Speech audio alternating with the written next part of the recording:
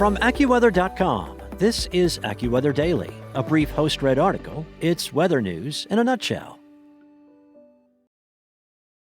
Water levels continue to rise across Kentucky and other parts of the Ohio Valley and Mid-Atlantic regions, which are already reeling from a deadly coast-to-coast winter storm.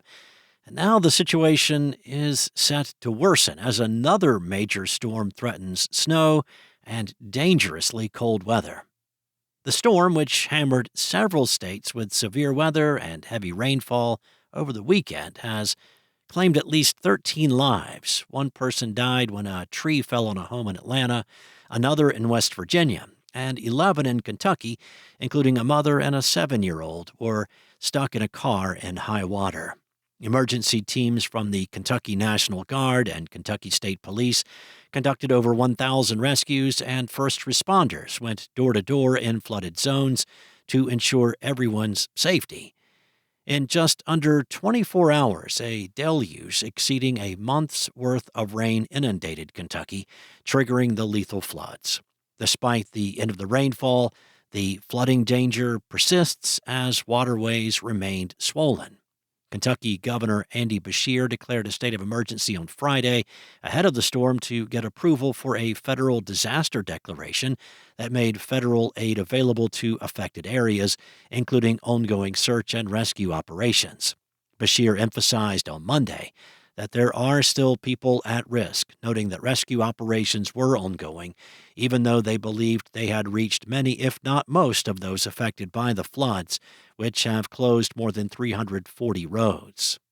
Some rivers have not yet crested, and emergency operations were focused on those areas, especially in Martin County. Stream and river levels will keep rising over the next few days in some areas, potentially causing new flooding. Kentucky's recent flood crisis comes 2 years after devastating floods claimed 43 lives and ravaged parts of the state. Kentucky was not alone in facing severe flooding. Over the weekend, 5 flash flood emergencies were issued in parts of Virginia, West Virginia, and Tennessee. In Virginia, flooding combined with recent snow and ice exacerbated an already perilous situation by adding a hypothermia risk for anyone caught in the frigid waters. The risk will become more prevalent as temperatures drop this week.